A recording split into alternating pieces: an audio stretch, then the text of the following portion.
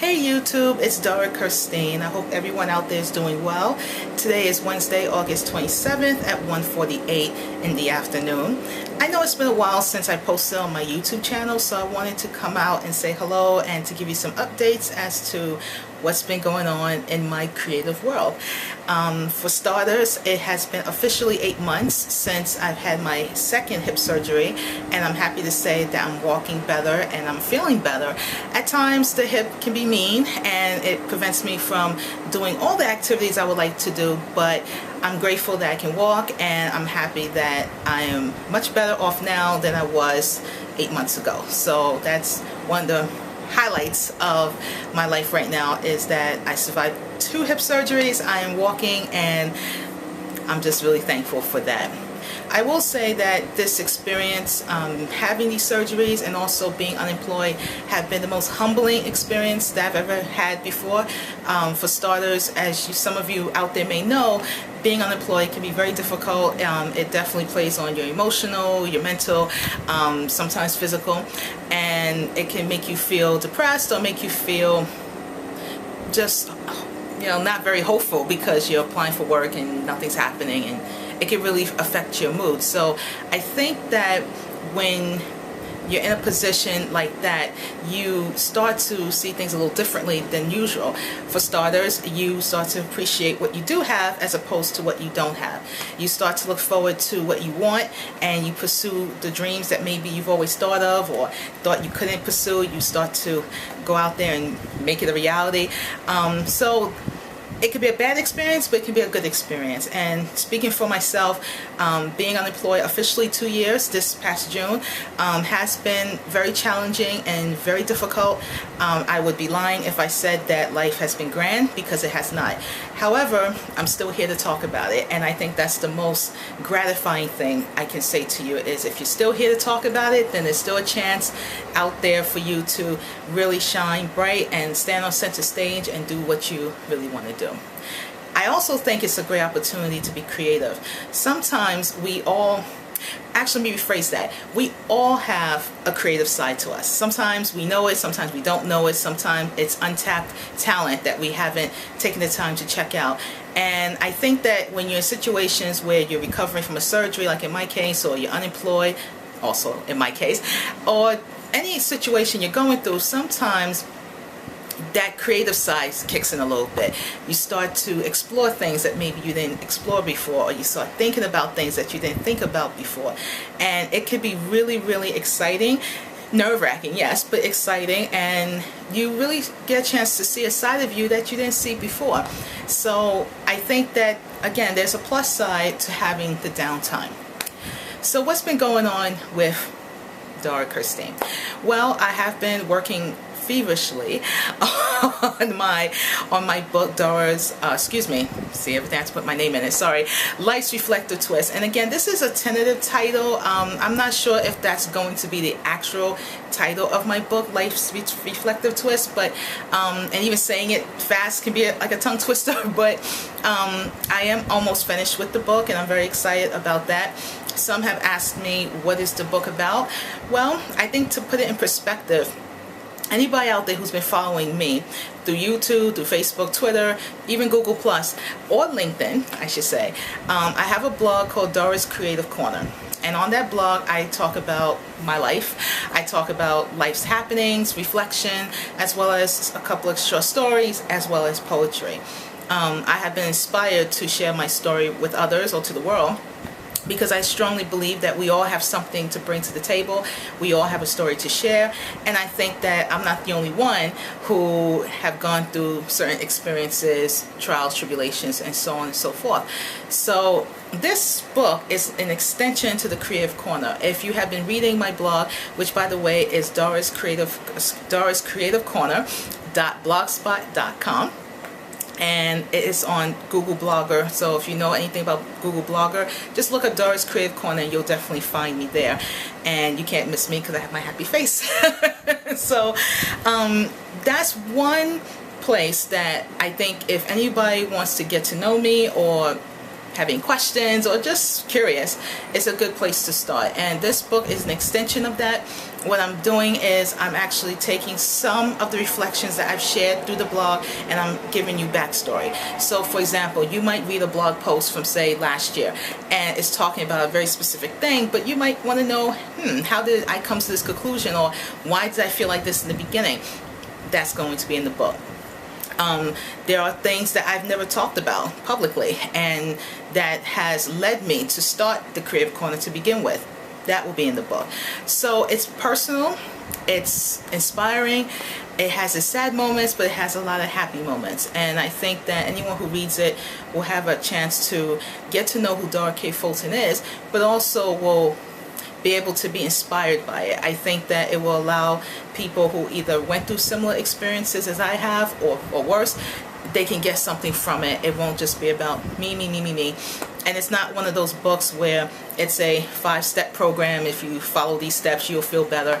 It's not that kind of book where, I'm a well-renowned writer or psychologist and whatever I say is the answer. No, it's just someone who was born and raised in Brooklyn, New York, who has always been lovable and friendly since childhood, and who just loves life and loves to laugh and loves to smile, love people, and has experienced life and still living it, of course. So it's not a complete story, but it gives you some perspective of certain aspects of my story, and hopefully it will inspire others.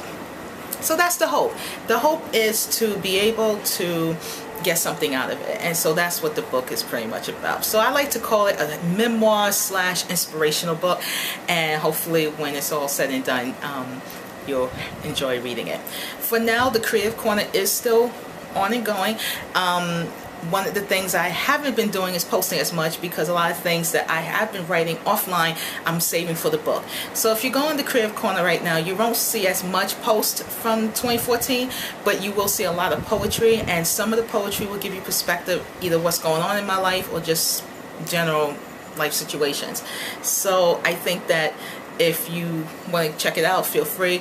2013, there's a little more writing involved, and if you go back as far back as 2012, 2011, you'll definitely see a lot more. Besides the book, I have been crafting. Since my surgery, I have been inspired to craft, and I've never really been an artist, at least I don't consider myself one, and I've been very interested in, of course, recycling, but also reusing things. I feel we waste so much. There are so many things we throw away, and we don't think about how we can reuse them for other things. So one of the things I've been working on is taking some of those used items and recreating it into something beautiful. An example of that is this, and I hope I can show you in the camera. Might block my face, but just to give you the idea. This is an actual beer bottle, and I took this bottle and I, of course, painted it copper because I love the color copper, and I used some confetti, if you can see in the camera, and also some beads and some rocks. The rocks, or the stones I should say, have been used in jewelry, as well as the beads, and I just used that to create the design. I love decorative art, and I love color, and I love to recycle, so why not put it all together? And that's something I have been working on. I do have a blog of my crafting. I will be doing a video for that, so stay tuned. But for now, if you want to check out my blog of all my creative crafts, you can go to Tumblr. It's my name on there is dorasunbubbles.tumblr.com, and you can check it out. And again, I will be doing a follow-up video about that, so to give you more perspective and more information about my latest crafting adventures. And I'm hoping to sell. That's the next step, and we'll see how that plays out, because I never sold anything before, so that should be fun. And also, I also should mention that I am currently a grad student. I was accepted to Concordia University this past May. I have finished 2 semesters so far, and I'm waiting for the fall term to start, which will happen next Monday. And happy to say I have received 2 A's on my of both semesters. Each semester is actually 8 weeks, and you take one class at a time, but it's extremely accelerated. The minute you finish one class, the next week you start another. So it's not a traditional way, I guess, of doing your schooling, but if you're looking to finish your master's degree at a certain time, then it helps.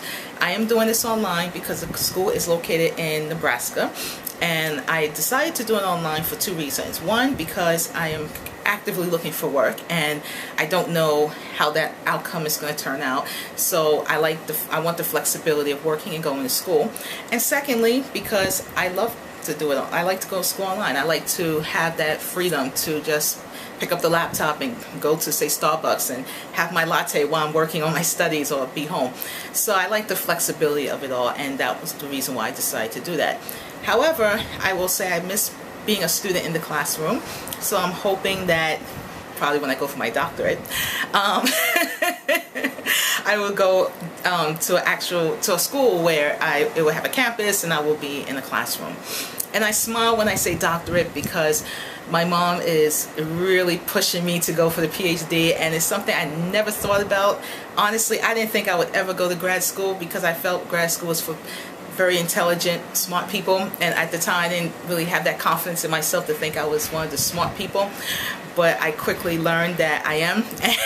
And you know, with two A's now accomplished in my 2 semesters of grad school, yeah, I must have something in my head after all. So I'm very grateful for that, and I am strongly considering getting a PhD. If I was to pursue a PhD, it would definitely be in adult education because that is my passion.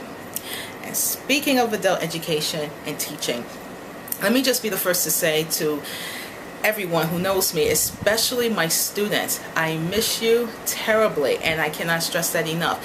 I only work with adult students. I never work with children, so let me just stress that right now.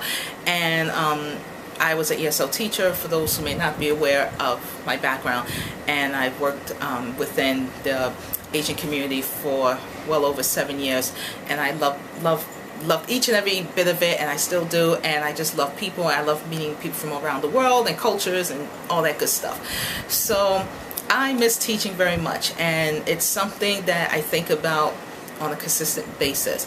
I have tried very hard to get back into the teaching world. It is very difficult. There's many reasons for that. One of them being funding, another being that it's highly competitive because there are a lot of teachers out there, and it depends on what the agencies are looking for and background and things of that nature. So it's very challenging, to say the least, but I cannot stress enough that I'm still trucking along, and I'm still looking for that opportunity, and I will continue to do so because I need to get back in that classroom. I won't be satisfied until I do. But to my students out there, and to those of you who I continue to keep in contact with, I thank you for your support, and I look forward to hopefully crossing paths with you again, and hopefully you'll be in my classroom again. So that's my ultimate wish. So if there's any ESL teaching agencies out there that needs an ESL teacher, please let me know. You can find my email on this YouTube channel, so feel free to hit me up and I will be happy to respond. Other than that, it's been okay. The difficulty in this process is, of course, looking for work, and also dealing with life's unfortunate circumstances when you don't have the means to take care of your household or yourself. It becomes very difficult when there's outside challenges that play a part in that, whether it's your housing, whether it's your finances, whether it's just you personally. It can be very difficult.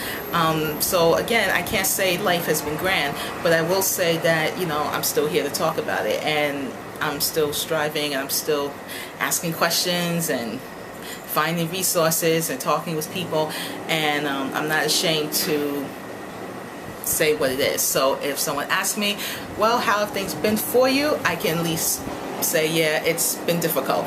I'm not ashamed to admit that. And I guess one of the things I will end this video saying is, don't be ashamed of your circumstances. That's a mistake I've made. You know, I kind of start to feel like something was wrong with me, or why this happening to me, and I kind of had that self-pity going on for a while, and then I started to feel ashamed to tell people, hey, this is my situation, this is what I'm going through. Now I understand privacy, and I'm not saying you have to tell your business to everybody, but I will say that you shouldn't be ashamed of who you are, and don't be ashamed of your circumstance, because everybody is going through something. You would be lying if you said you didn't. Everybody is going through something, and some are better than others. And if you live in New York City, for those who live in New York City, you know what I'm talking about. You work a job, you have to pay rent in New York City. Enough said. That's your whole paycheck. It's very tough living here. It's tough living anywhere, but it's definitely tough living here. And unless you were born rich and you just have the luxury of, literally, having money at arm's length, then it's a challenge, to say the least. And I would say that if you find yourself in a situation where you don't have the means to getting the things that you need, you persevere. If you're a believer, you pray. If you have some good friends to talk to, talk. I'm just now doing that, and I'm thankful to the people who have been listening to me, because we all have pride, and we don't like to let our guard down, but sometimes you have to just say, hey friend, I feel like crap and I could use some advice. And sometimes that really makes all the difference in the world. Sometimes just saying hello, giving a hug, that helps too. I'm a very affectionate person, so I like to give hugs. I'm not saying everyone's the same way, but for me personally, when I give a hug or I receive hugs from people, it makes me happy. And even if it's a virtual hug on Facebook, I'm still thankful. So my advice, if you're in a situation like mine where things are really tough, and you're wondering how you're going to eat the next day, or you don't have the clothes that you need to go on that interview, or maybe your hair's not on point or whatever. Okay, and I'm getting a lot of this, I'm speaking from my own personal experience that I'm going through now. Keep your head up and just believe that it will get better, and don't be ashamed and don't hold your head down. It will get better, and when it gets better, you will feel better, and things will work in your benefit. And anyone that you associate with, if they are not supportive of you, or they feel that they're better than you or whatever, then you need to leave those people alone and focus on those folks in your life who do care and who is willing to stand by you, because those are the people that get it and they understand. Humility goes a long way, and when you're humble, enough said. It really opens doors. It's when you're stuck up and you think you're better than everybody, well, then it gets a little shady. And you're in predicaments like this or hard times, the last thing you need is to be around stuck up people. You need to be around people who are human, who has a heart, who understands life, who understands what it is to go through it, and they could be your benefactors and your networking groups and supporters and things of that nature. So I think that's it for right now. I thank you for listening, and I thank you for your support. I do not take anything for granted. I don't care if it's a text message to a hello on Facebook, to a like, or whatever these social media things come up next, whatever it is. I appreciate it because you don't have to, and I don't take nothing for granted. And it's a good feeling that I can sit here today and say that, because life is so short and no one's promised, and anytime we all can be somewhere. And if we're here to talk to each other, if we're here to listen, sometimes I feel maybe my purpose in life is just to do this, maybe just to talk. And whether we personally know each other, or maybe we do but we don't talk as much, or whatever the circumstances are, if listening to my voice, if listening to my words or reading my words inspires you, then I appreciate that, and I will continue doing so. I had a friend today who sent me a wonderful message telling me that she really enjoys my reflections, and that meant more to me than anything else, because sometimes I feel like I don't know if anyone's reading. I just write and I don't know.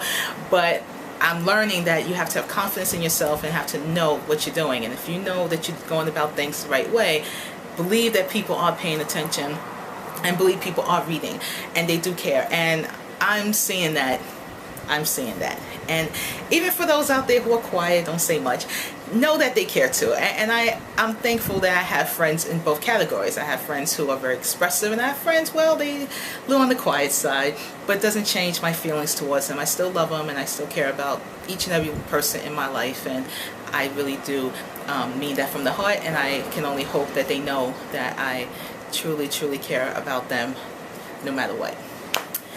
So on that note, I wish everyone happiness, love, keep your head up, and until the next time, take care.